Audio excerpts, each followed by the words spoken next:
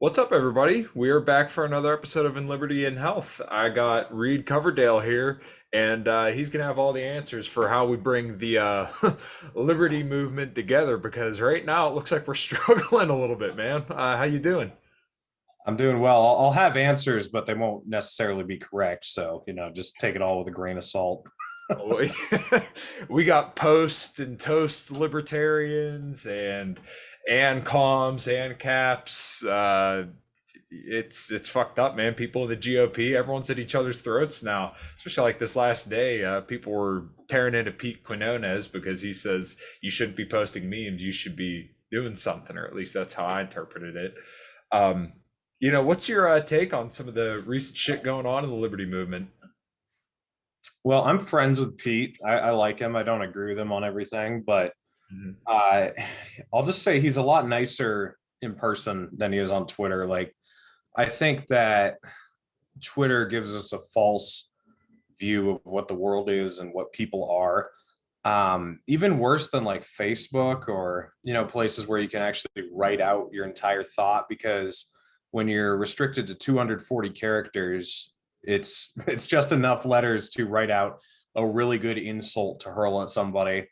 Um so I think if we did not have Twitter, which I don't right now anymore, but like if all of us didn't have Twitter, that would probably give us healthier images of each other, because these fights rarely seem to start on Facebook or any of those places where you can write longer, more thought out uh paragraphs. And it seems to all start on Twitter. But that aside, I've had Andrew from Popular Liberty on recently.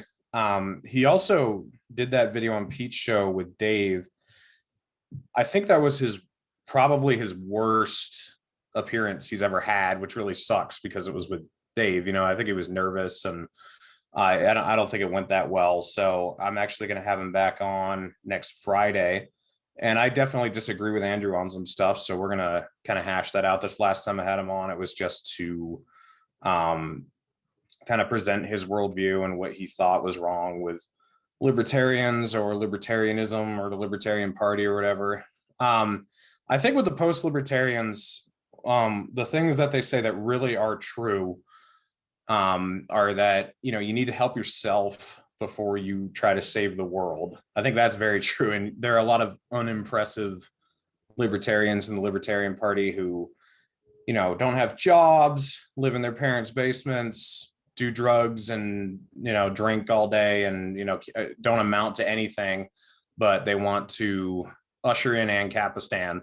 It's like, well, maybe first you should get out of debt, maybe you should have a skill, maybe you should help your neighbor before you're worried about what's going on all around the world. um, the other thing that I think they're right about is that and actually, they weren't the first ones that taught me this. Larry Sharp was the first guy who really opened my eyes to this, is that you have to entice people into liberty. You're not usually going to argue them into it. I mean, you can. Sometimes I've argued people into it, but for the most part, you've got to sell it to them. And that usually isn't through complete abolition of something. Usually it's incremental, like you have to prove to them that there is a problem, and then you got to show them that you have a solution. And if your solution is, oh, the free market will just fix everything, then you've instantly lost most people. Even like right-leaning people aren't going to listen to you. So you have to have a plan from how for how you get from here to there. And I think that's where the saying "stop living in Ancapistan in your head" comes from. The problem is now that's been used to basically justify whatever you want to do with the state, like stop, so I mean, that I think that has become from other people using it just as dumb a statement as taxation is theft or whatever. It's just like, oh wow, like so revolutionary.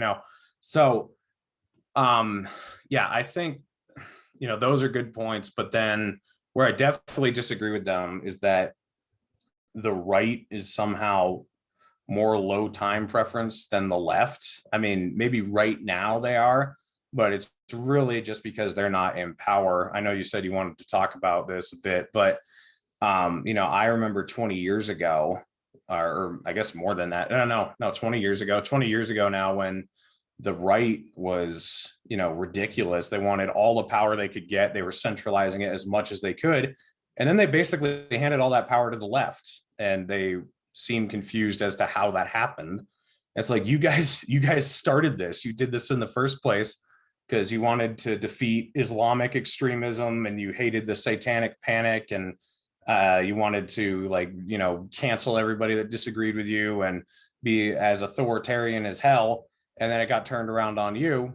And to me, some of the post libertarians, what they're talking about doing seems kind of like what the right did 20 years ago, which in my opinion is where they went wrong in the first place. So I don't know. Like, I don't really, I don't hate anyone who's over there, but I also don't really agree with a lot of what they're doing.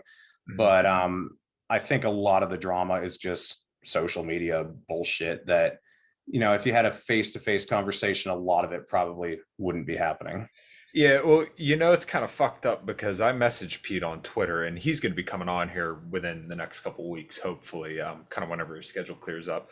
But someone who I like in the Liberty Movement was kind of getting on him because he essentially said, like, dude, you're still posting memes, like, come on.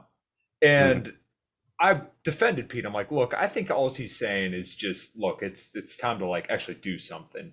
If you're still sitting here having Facebook arguments and Twitter arguments all day, every day, but you're not doing anything in the face of actual totalitarianism, then it's what good are you? And I think that's where the post-libertarians are right. And it seems like you kind of agree is that, like, hey, we could sit here and scream and go read about the state all day, every day, but what does that actually do in the long term? So, um, and now there's people that are just fucking hopping all over, people who are going the other way. I don't agree with the GOP guys because you look at how they treated, Massey and Rand over the last year. They said Massey should be thrown out of the GOP when he's one of the best guys in there. These guys are a fucking joke when, they look at liberty minded people in the GOP as a fucking joke. And that's why I can't get on board with the take over the GOP kind of deal because I just don't think it's feasible. And people could say the Libertarian Party isn't feasible, which, okay, that's fine, but at least we don't know what could happen with the LP. We see what happens with the GOP, you know? Yeah, a couple things there. Sure. One, I do agree that the post-libertarians are right that I think political action should come after personal action. Like, I mean, especially if some people who are in the liberty movement are like still in active duty military, or still, living off food stamps, or still dependent on the state in some way, and, supplying it in some way or whatever. And it's like, all right, I mean, it's a little bit weird if you have a show, or if you're a huge advocate for destroying the Hmm. state, but you yourself use it as a crutch. That's just kind of weird. So Yeah. I think that yeah, some people are like trying to actively work their way out of that because they find out, oh shit, this is bad, and I'm Mhm. going to, wean myself off of this and get to a better place. That's great. But if you're someone who is not doing any of those things, and you're still like screaming about Yemen and screaming about the Federal Reserve, like, I don't know why anyone should really listen to you. So yeah, I mean, it is like, stop dealing in the hypothetical and actually get off your ass and, get moving. But yeah, with the GOP, the argument becomes like, national versus local. Mhm. Um, like, I think it really depends on where you live. If you live in Utah like I do, I think the GOP is an absolute waste. It's like a theocratic, like, authoritarian institution. I mean, and it's not like that everywhere. I mean, if you live in Massachusetts, I don't know, like, maybe the GOP is better there. I don't really know much about the Massachusetts GOP. If you live in New Hampshire, I know the GOP is way better in New Hampshire than it is in Utah. So I think it, like, you got to decide what's your angle, what's your goal, what type of people are you working with. In really, really conservative, like, Bible Belt states, maybe the GOP is not the best way, but maybe it is. And then, like, in some blue states, maybe the GOP is better, but then also the Libertarian Party could be better because then you could actually also have more crossover because, some people will just literally never vote Republican. They Mhm. might vote for a Libertarian if you have enough issues that they care about. So I think it's really kind of, it's the division of labor thing, like trying to, trying to have an authority on what is going to work best in every district of every state of every, of this entire country. I just don't think that's very libertarian. I don't think it's very Mhm. capitalist, and it's sure as hell super centralized to think that way. So Right. I don't know. Like I just think, do what's best in your area and, go with that. I mean, I've supported a Democrat for president in 2020. Mhm. So, like I think you just got to deal with whatever the best thing you have at hand is. Yeah, well, that's why I actually really admire you, and another reason why I wanted you to have on the show, or wanted to have you on the show. I'm sorry, um, is because you're so willing to talk to just about anybody, and you're willing to cross party lines. Where you hear a lot of people that just won't. I work with all fucking boomer cons. I've worked in dealerships for 10 years as an auto mechanic, and dude, these guys are the most hardcore Trump supporters ever. And there's nothing wrong with that. But like, I used to bring up the bump stock ban, how he increased spending, how he was a war skeptic, and then he became, a pro-war guy as president. And they'll dust it off. Oh, well, he was throwing a bone to the leftists. Everybody was pissed off after the shooting, so he had to ban bump stocks. It's like principle goes out the window with these people. So, but like you said, maybe in a blue state, if you're a libertarian, then maybe your local boomer cons or local GOP might be a little bit more open to your message. But it's definitely kind of case by case scenario where we can't just assume that us bringing the message of Ancapistan to everybody is going to appeal to everybody, because for some people it may not. I'm sure that was your experience working with Tulsi on her campaign. Yeah. I mean, I think she has a skill that a lot of libertarians could learn from, which is talking to anybody and trying to connect with everybody. Libertarians really like to isolate themselves Mhm. and push people away. Like you're considered a sellout if you're talking to a certain group. And it like the fakertarians will hate you if you talk to right wingers. Some of the Hoppians will hate you if you're trying to connect with left wingers. I really don't give a fuck. Like, am I allowed to swear on here? By the way, I'm assuming I am. But Yeah, you're good. Don't worry about right. it. Yeah, I mean, I just don't care at all. Like if I disagree with you on everything except one issue, if we can agree on that one issue, that's great. And then maybe I can change your mind on something else too. Um, when I was on Tulsi's campaign, I remember it was the second day I met her.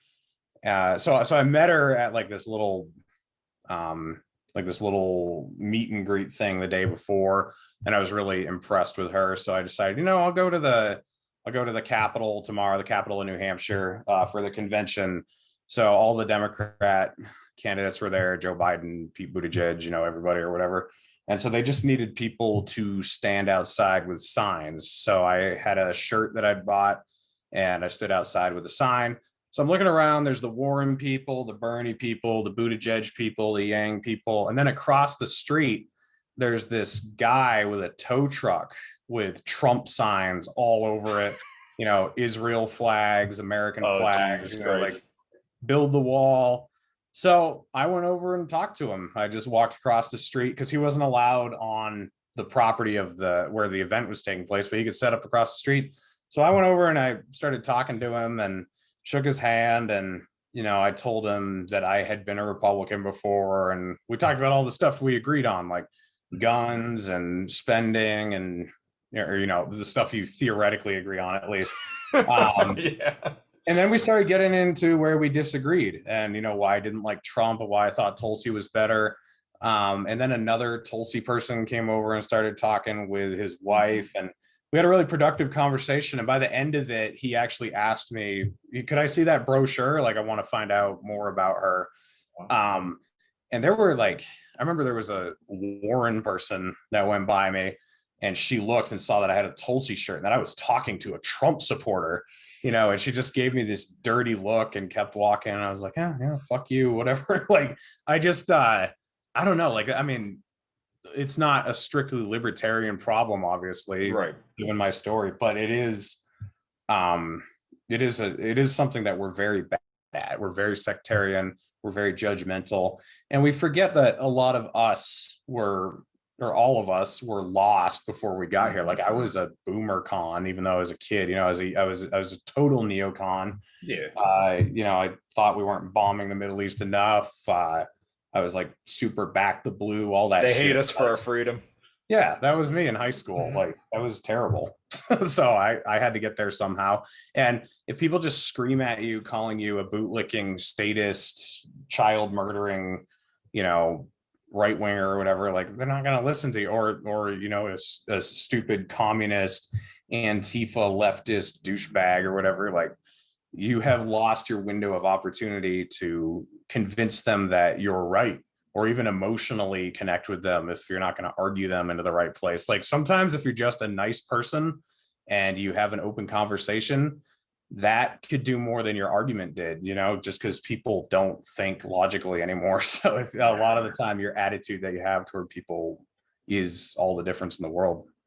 Yeah, and I think that's an experience of a lot of people. If you actually sit down and talk to people, you can convince them relatively easily of a lot of the things. They may even agree with you on a lot of stuff. Um, at the last place I worked, one of my best friends was my parts guy, and he was a huge leftist. I'm pretty sure he voted for Joe Biden. He never said he did, but we would talk about a lot of stuff that we agreed on: anti-war, anti-prison industrial complex, and we could have a great conversation about that. My one buddy is a ANCOM, and we went out to breakfast once and had like a 3 hour conversation, and we disagreed on stuff, but it's not like I think he's a terrible person or wants me dead just because we disagree on some stuff. We both have our own idea of what a better society looks like. The means we go about it may be completely different, and the ends may be a little bit different, but really a lot of these people, the others, the Democrats, the Republicans, or even other libertarians, they're not bad people, but just nobody wants to talk to them. There was somebody in a Mises Caucus thing, and obviously this isn't representative of all Mises Caucus people, but they said, "Oh, all leftists are bad people. All leftists are dumb." I'm like, dude, you will never convince anybody of anything if that's going to be your mentality. If you think every single leftist is dumb, an idiot, a bad person, what's your goal then? Do you think we're just going to magically establish Ancapistan with just the people we got? No, dude, like have some empathy, understand where these people are coming from, talk to them, and if they're not convinced, then okay, but that doesn't mean they're a bad person or they're dumb. They just think differently. Yeah, I mean, I love Abby Martin a lot more than a lot of libertarians I know. I mean, I don't think she's a bad person. We definitely disagree on a lot of things, but I mean, she is very motivated to take out, some of the biggest evils in the world that we know of. So just writing somebody off like that as evil is really, Mhm. really short-sighted and stupid. Absolutely. And then even if it's not somebody who has thought her way through things like Abby has, if it's just your next door neighbor or your teacher or something, a lot of those people have never even really thought their way through their philosophy and how they got there. So if you actually have a conversation with them, the best way to deconstruct somebody's worldview that they haven't thought through is just to make them explain it. Because if they have to explain it, then they have to think about it, and then they realize, oh shit, like I really haven't actually started from square one and built this up as I go. Like I sort of started with my destination and then just connected the dots, and some of those dots don't connect, and this really doesn't make sense.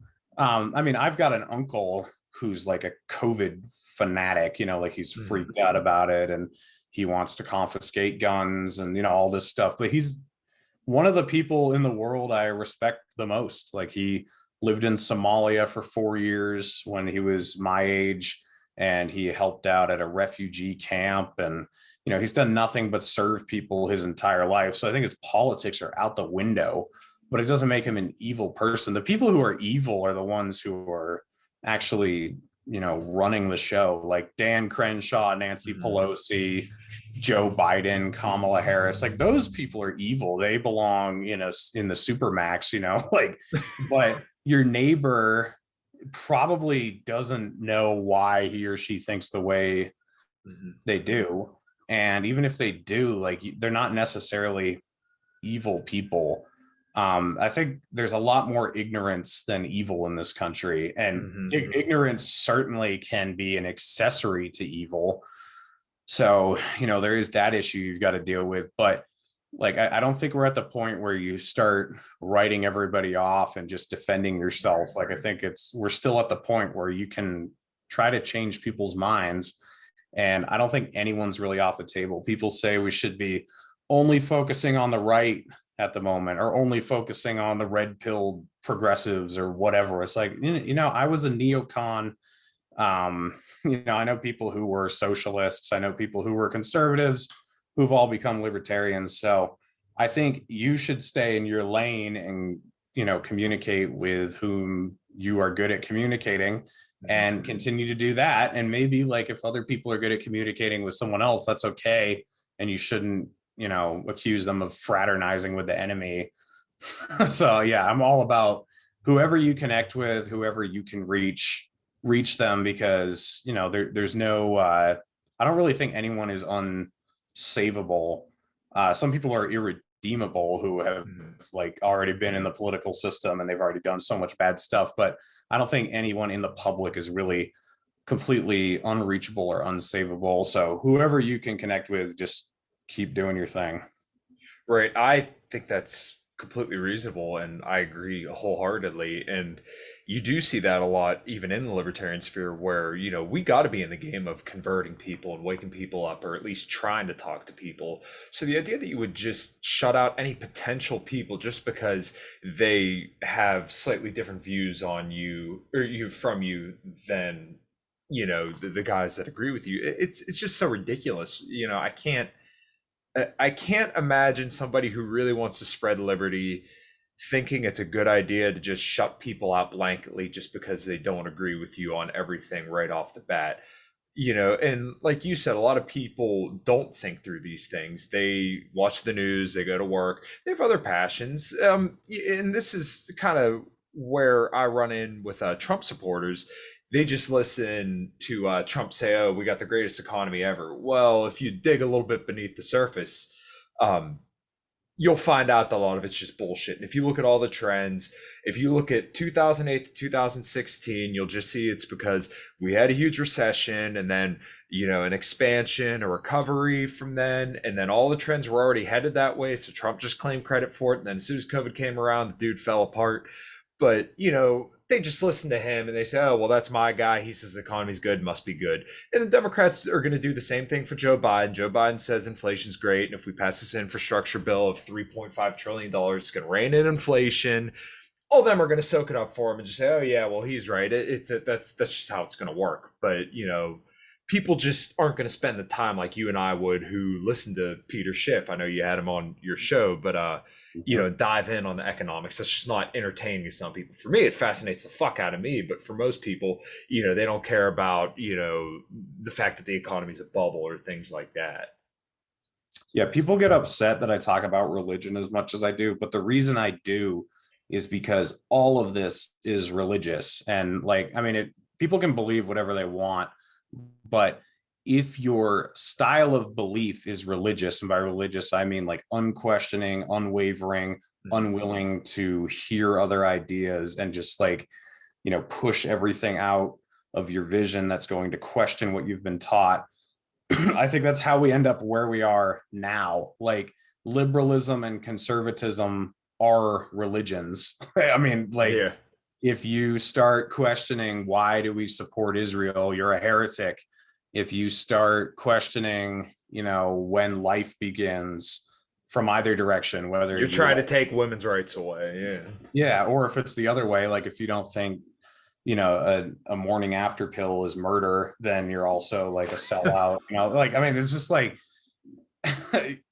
trying to logically process why you believe something is heresy in the American public now. Like, in the American society that we've garnered, it is heresy to question certain things. Like, excuse me.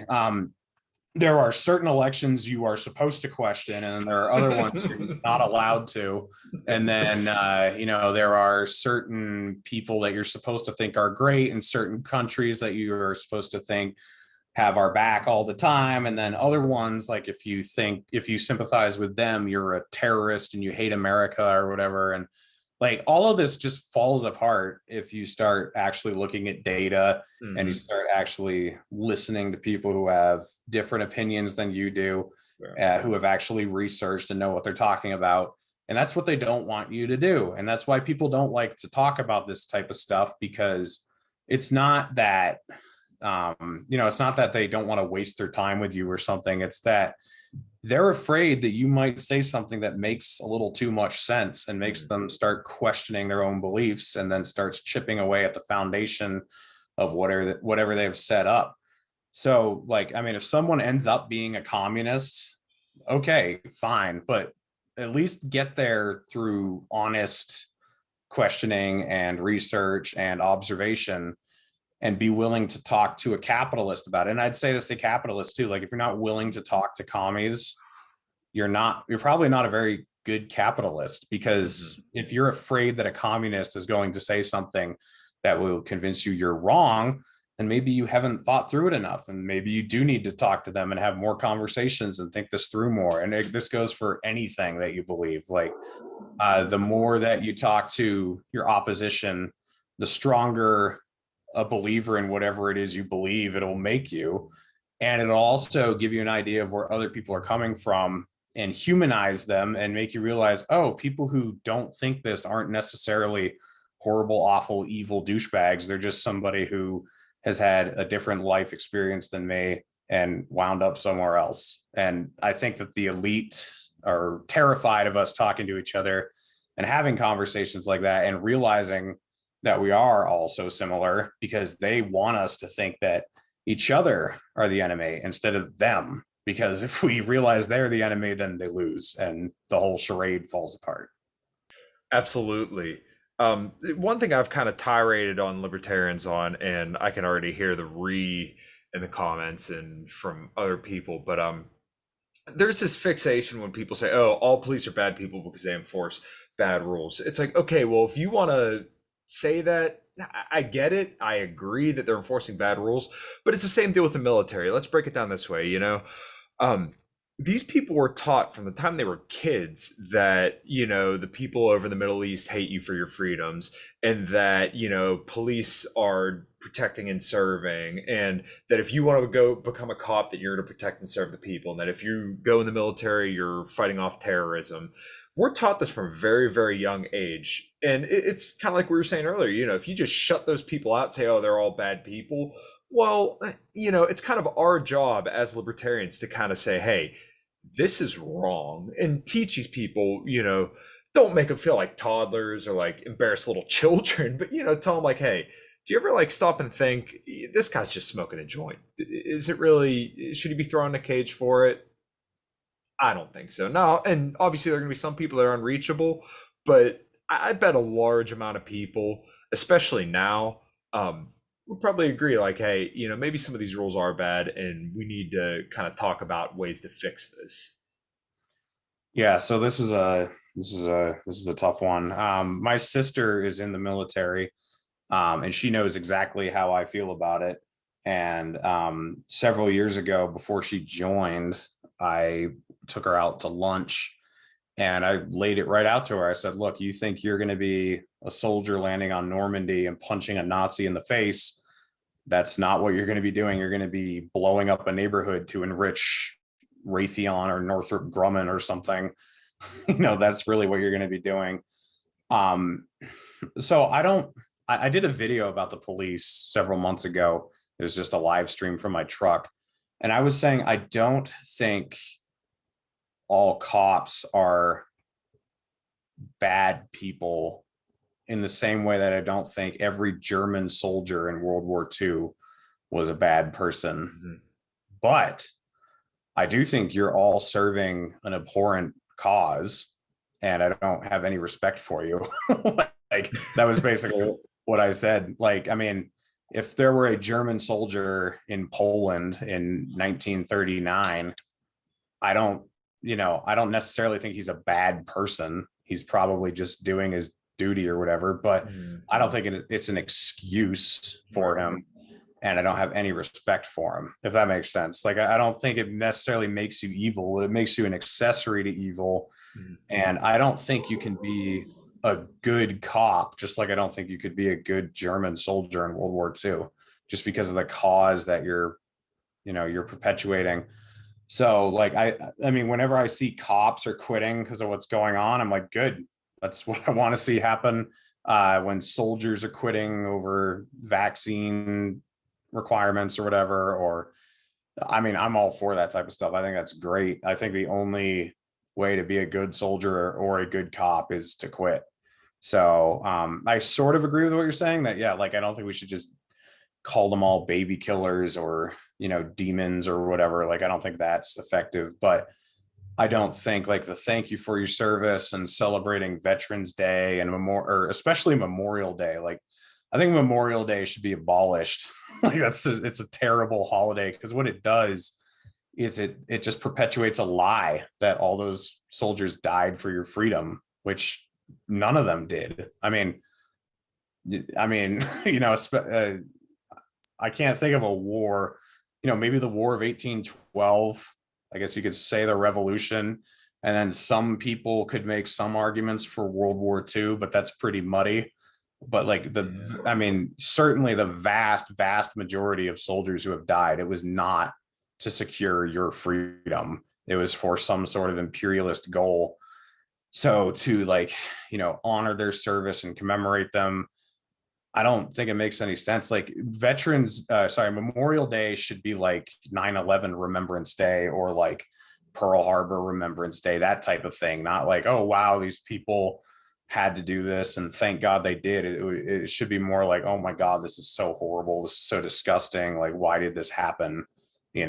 So I think the respect, uh, the respect part of this needs to shift. Like, I don't think we should have respect for law enforcement. I don't think we should have respect for soldiers. But I agree with you that I don't think just like demonizing the individuals is the right thing. I think it's sort of a two-pronged approach. I don't know if that makes sense, but No, I understand what you're saying. Basically, we need to do our best to kind of help these people to redemption. Not that, we're the ones necessarily doing the redeeming, but we need to kind of wake them up to the fact like, look, you're an accessory to evil, like you were saying.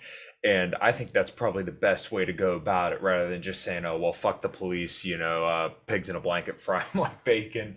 And just assume that these people cannot be moved in our direction because I think a lot of them would be receptive with the right messenger. And that was one good thing about Trump, actually, is that he had that message. The reason why everybody flocked to him is because they were sick of being told that they were white racist guys for the last 8 years and that, right. you're just terrible for breathing and existing and working a blue collar job. You're contributing to the worsening of the planet.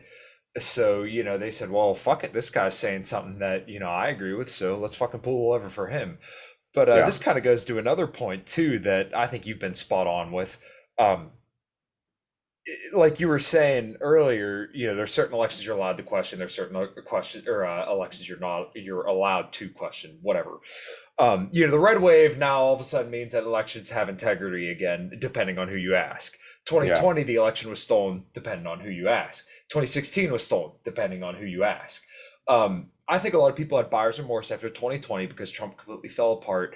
He said, we'll never be a socialist nation as he wrote stimulus checks more than any other president and spent 40% of the motherfucking or printed 40% of the currency into existence.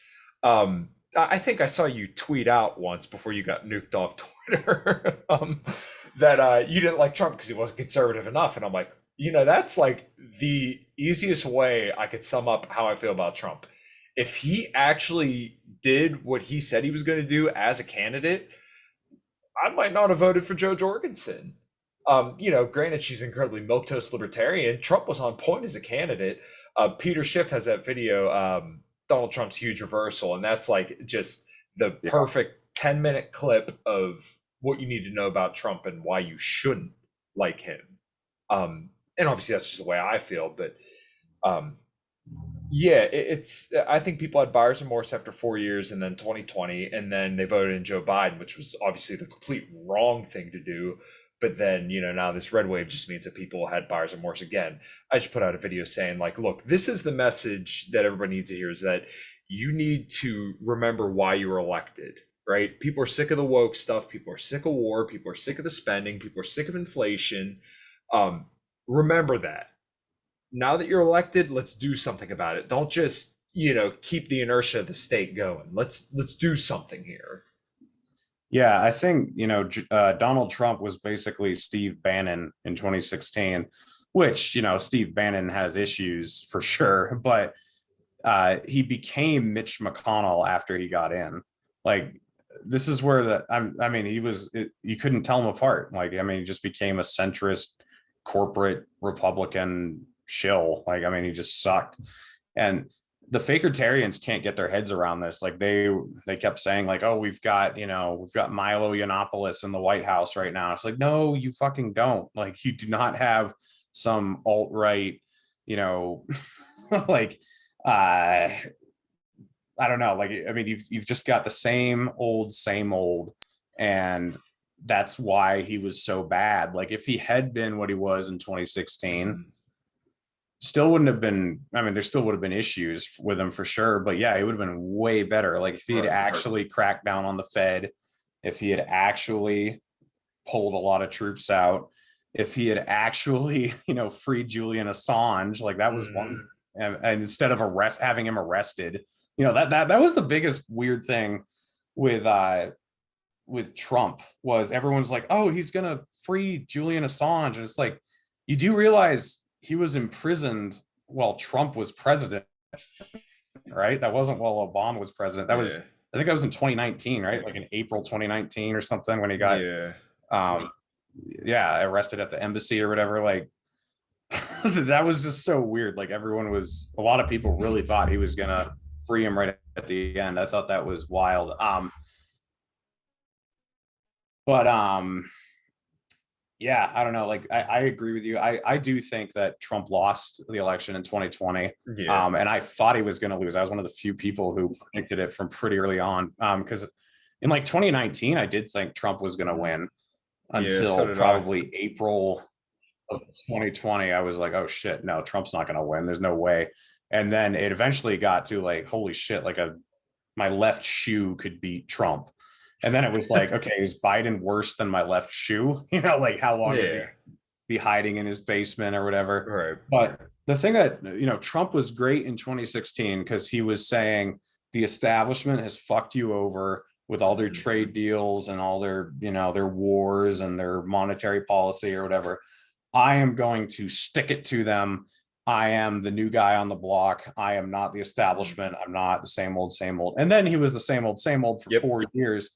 And then Joe Biden and Kamala Harris, Mr. Crime Bill and the dirty cop, he's trying to say that they're like the fucking Black Panthers or something. Like, these guys are like radical left-wing socialists who want to abolish the police. It's like Joe Biden and Kamala Harris want to abolish the police, really. Mhm. And then, like, I mean, it just didn't land. And then I Yeah. remember during the debate when he was up there with Biden, he was like, Biden got tens of thousands of African American men locked up, like, terrible, absolute disgrace. And it was like, yay, absolutely. And then, like, the next sentence, he's like, Joe Biden is soft on crime. It's like, wait, dude, which one is it? Like, you just contradicted Yeah. yourself. So he was just a horrible, horrible candidate this year, and I don't think he deserved to win. I mean, Mhm. it's not that Biden deserved to win; it was just that Trump deserved to lose because he just did such a horrible job. And I remember that first debate, we were all thinking, like, "Oh God, Trump is just going Mhm. to eat his lunch, Yeah. and if Joe Biden shows up wearing pants, then that's going to be like, he's going to be on top of his game." Yeah. But then Trump just, like, hung himself during the debate. Like, he just kept talking. And it was Mhm. like, dude, just shut up and let him talk and you'll win, because he Yeah. can't talk for more than like 15 seconds. But yeah, he That just fucked it up so badly. that was exactly what I thought too. I remember watching the debates back. I'm like, dude, come on. That first Yeah. debate, I mean, he just was fucking unhinged. And granted, I like Trump when he's going for the jugular because he's fucking hilarious. He's ruthless. He's great in that regard. But like when you're just that way, and especially when the economy is in a recession and you want to play this fucking hard ass deal and whatever, it didn't look good. He That's why I said he fell the fuck apart in 2020. And people said, "Oh, look, the economy's coming back." Dude, if you look at the workforce participation rate from throughout his presidency up until COVID, literally, he lost all the gains in the economy, right? All the air in the bubble from COVID. Everything that he did was lost at that point. And, they don't reelect a president in a recession. So, right wingers want to sit here and tote and say, "Oh, it was stolen, it was stolen, it was stolen." Well, I think you guys underestimate how many people just do not like Trump. Was he right about a lot of stuff as a candidate? Absolutely. But then as president, he was, like you said, more of the same, more of the same. The answer obviously wasn't Joe Biden because now we're getting, way more of the same versus just more of the same. And I think a lot of Yeah. people fail to realize that is that, Trump was just part of the establishment by the end of it. They could say that they were after him, but, I have a Well, hard time. he was part of the establishment like that. I mean, Absolutely. Steve Bannon was out the door. I think it was a matter of weeks. Like it wasn't very long. And then, he has John Bolton pretty soon, and he has Mhm. Mike Pompeo, and who's the other guy? Jeff Sessions was just like, oh my Yeah. God, like who are you? And George uh, Bush came back. yeah, no, it was terrible. But yeah, I mean, I completely agree that Trump lost that election. Joe Biden did not win it. It was that Trump lost it. And my whole other 7 of us in my family, in 2016, my brothers and I voted for Gary Johnson. My sister voted for Jill Stein, and then my parents just didn't vote, and my other sister was too young. This last year, my dad and I voted for Joe Jorgensen, and everybody else voted for Joe Biden. Like, Wow. my brother who voted for Gary Johnson voted for Joe Biden. My mom, who didn't vote last time, voted for Joe Biden. And none of them like Joe Biden. My brother is a libertarian, basically the one who voted for Joe Biden. He owns guns. He wants to end the wars. He voted for Joe Biden just because he was so sick of Trump. And I don't think Mm. people realize how pervasive that was. Like they Mhm. just wanted him out of there. Right, absolutely. So I do think that leaves a huge, huge, huge vacuum in 2024 for somebody good, not Ron DeSantis. Everybody wants Ron DeSantis, but you want to talk about like an establishment GOP guy, he's Oh pretty yeah. much it. You look at his voting record, he's for all the NSA, all the wars, all the spending. The argument there should be he should just remain governor. I've heard some GOP guys argue, well, you'll have a neocon foreign policy no matter what. So, we're just supposed to say, well, you know what? Hell with it. Let the little children die over there anyways. And, okay, well, he was good Yeah. on lockdowns, but I really don't think they can push the lockdowns for longer and longer. I think they're going to try, but I really don't think there's a big appetite for being locked in your Well, house. how many lockdowns are going on right now? Like Not what that states many, are? yeah. I mean, what is it? New York and California and Hawaii? Like, I mean, that's a serious question. I don't know where Hmm. lockdowns are actually happening now. Like, yeah, the vax mandates are bullshit, and those are Hmm. happening, but those aren't even happening in a lot of states. Right, Like this thing that Joe Biden rolled out, it's not being enforced anywhere. Like some hmm. companies are starting to get ahead of the curve and do it, but then a lot of them are not doing it. And so, yeah, making COVID the only issue is a mistake. I think All right. right now, like it is the most important issue that's going on, but to throw everything out the window for COVID is stupid I agree. Yeah. because I mean that to use everyone's term, that's high time preference, because Hmm. you're gonna allow other things to slide, and then they're gonna fuck you down the road in a few years. That's just what Hmm. happens. Like that's what the right did. Like they threw all their chips on the wrong card, back in 2001, and then they got fucked because they Yeah. just cared about one thing, and centralized all their power, and then it got thrown over to somebody else. Mhm. So yeah, I think I think being really short-sighted and thinking that COVID is the end all be all is just dumb, because I don't think it will be. I think that the next thing is probably going to be climate change. Like that's the next Yeah. thing that they're going to harness to gain more control. And if we're still thinking about COVID and that's the only thing we care about, they're going to usher in the next enemy. And then after climate change, there's going to be another enemy. Like, stop like focusing on opposing these enemies, because the enemy is just going to change year to year, time to time. Oppose the power structure that makes your life hell for, trying to destroy these enemies. Like, instead of if imagine if we had just focused on being against fighting terrorists. That was the only thing we cared about. Then when they changed then when they change it to like domestic terrorism, or they change it to COVID, or they change it to something else, like, then your battle just falls apart and whatever you've been opposing doesn't matter. Like, how about we're against going to war without congressional authorization, and how about we're against illegal spying on everybody without warrants? Like, if you don't allow these power structures to exist, then you don't have to worry about these individual battles, because they won't be possible. So stop focusing on each individual battle. Focus on the center of the problem, which is these crazy legislative nightmares that come down the pipe. Right, right. Well, that kind of gets back to something that we were kind of shooting the shit back and forth about towards the beginning of the podcast. But the post-libertarians are kind of floating out this idea of the anti-tax, which correct me if I'm wrong here. When I was listening to the debate with Dave and Andrew from Popular Liberty, um, basically it's an idea to tax people who want to enforce the COVID regime. Is that correct? That's incomplete, but yeah, that's correct. Okay, all right.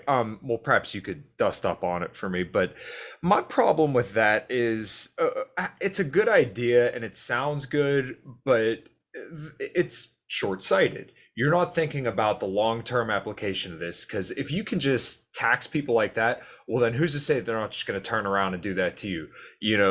Trump did all these executive orders, and then Biden does all these executive orders. It has no foundation essentially. So are we sure we want to go down that path? I get it and it sounds effective, but we're not thinking about the wrong side of this. Like, how could this go wrong? Yeah, no, I agree. I'm completely against that part of his plan, because yeah, once the power changes, then Mhm. the subjects change. Like, the battle changes and the enemy changes, and you're suddenly the enemy. So yeah, I think that is a bad idea.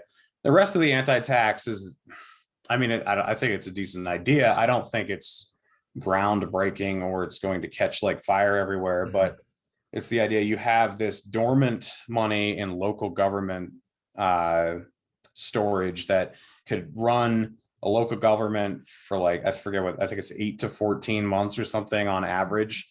So we're going to hire money investors to invest these sovereign wealth funds in stocks and diversify the portfolio so that it will basically just, it'll grow with inflation and collect interest. And you'll have a government that is self-sustaining, that doesn't need taxation to run it, because you've already got this wealth fund that is increasing throughout the years by being invested.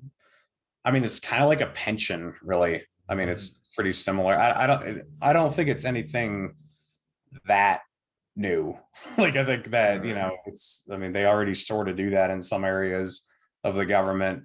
And I mean, I don't understand how government officials are going to choose investors that are going to be intelligent. Like, that's the selling point of it, that we're going to have money investors in doing this. It's Yeah. like, yeah, but they're going to be chosen by local politicians. And what do you think the local politicians are going to want them to invest in?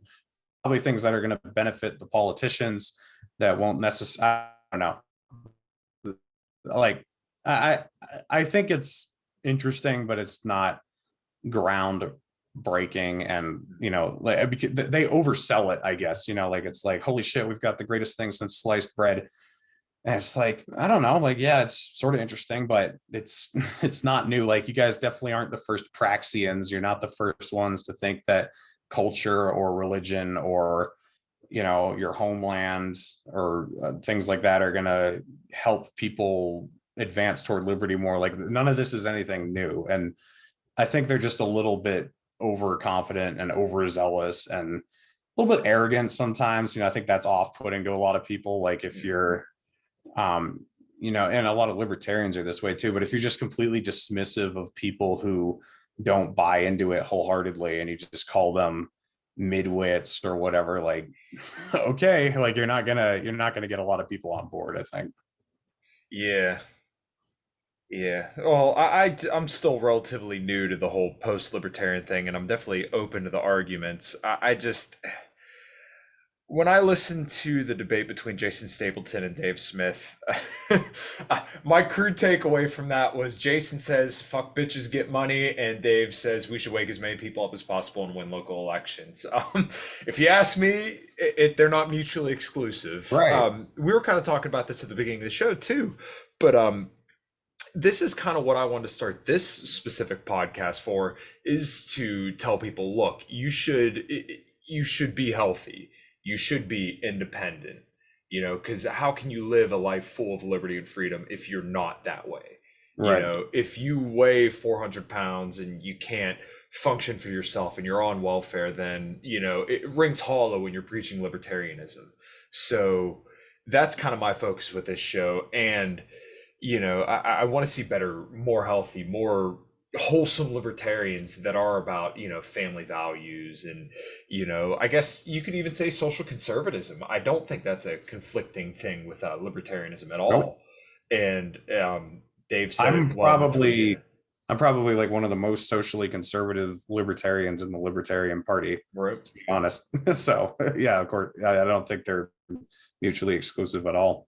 Yeah, yeah. Well, I remember when you were on Matt Kibbe's show, I believe you said you had a pretty damn good income before you were even in your 20s, if I recall correctly.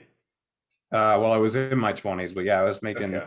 six figures a year. I think by Mm-hmm. the time I was 22 or 23. Mm-hmm. So yeah. Right. So that's your take on the post-libertarianism kind of deal. Definitely kind of means a lot more than the guys who are living in their mom's basement. Yeah, yeah. I mean, I think the post-libertarians are too sectarian.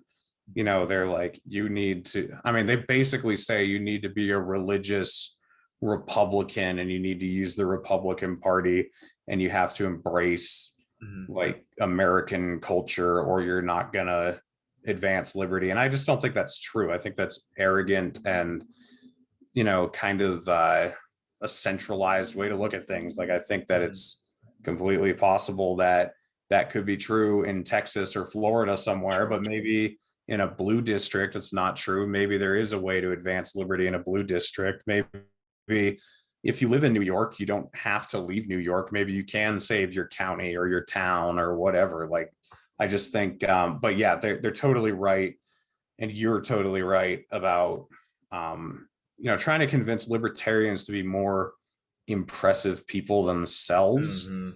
And you know, I had Sal the Agorist on my show a couple days ago, and I compared it to people in the church who, you know, the people who just show up on Sunday and sing worship songs or whatever, and then during the week they're just like complete pieces of shit, and you're just like, what is wrong with you? But then you also know the people who really live the philosophy. They really care about their neighbors, they are forgiving, and they're generous. And then they also go to church on Sunday. Those people I have a lot more respect for than people Mhm. who just use it as a moniker or some cultural some cultural prize that they can kind of gloat over you with. And I think a lot of libertarians do that. Like, it's Mhm. cool to be a libertarian, it's edgy, and I could say Yeah. taxation is theft and legalize machine guns and all that shit. But then I'm not going to live any of this personal responsibility. I'm not actually going to help my friends out. I'm not actually going to try to be big in my community. I'm just going to, talk this shit and not actually do any of it. And, people like you and me actually do live that way. And I've lived this way pretty much my whole life. I didn't have a choice when I was a kid, but when I became an adult, I just carried the torch on. And I've never been in debt in my entire life, and I've always tried to advance myself as much as I can. Always tried to learn new skills, and I've lived a very low time preference life. I don't think comfort is very important, so I'll live through a lot of discomfort to have more of a prize further down the line. And I think that's the libertarian way to live. And I think it matters more how you live 364 days out of the year than that one election day that you go and cast a ballot for somebody. Like, it matters who you are, and that it's sincere, and that you've internalized it, and that you've proven that it works. Because the whole point with a lot of these other philosophies is that we don't think they work. So how do you know libertarianism works? Like, maybe you should live it and then see for yourself, like, yeah, this is the way, this has worked for me, this will work for other people. Let me show you through my example that this is the right way to be. Awesome. Yeah. Well, you know what? I think that that's a great note to end on. Go ahead, plug your shit, brother. Yeah, so I'm not on Twitter anymore. It's a shame. It's a shame. You did spit some fucking fire tweets. I loved it. I might be back. I don't know. I'm debating whether or not I should go back. A lot of people want me to go back, so I might. I don't know. We'll see. Yeah. But for now, I'm on YouTube and Odyssey as the Naturalist Capitalist. If you want to subscribe to me on both of those. And then I am on Facebook. I have a Facebook page called the Naturalist Capitalist. You can follow that, or you can send me a friend request. I'm Reed Coverdale on Facebook. And then I am also on Apple, iTunes, Spotify, all that jazz. So you can follow me on all the, the RSS feeds or whatever. I'm on all those. So anywhere podcasts are found, I'm the Naturalist Capitalist there. So yeah, look me up and let me know what you think. And thanks for having me on, man. Of course. No, I really appreciate you coming on. We'll have to do it again sometime. So with that, in liberty and health, everybody, take care.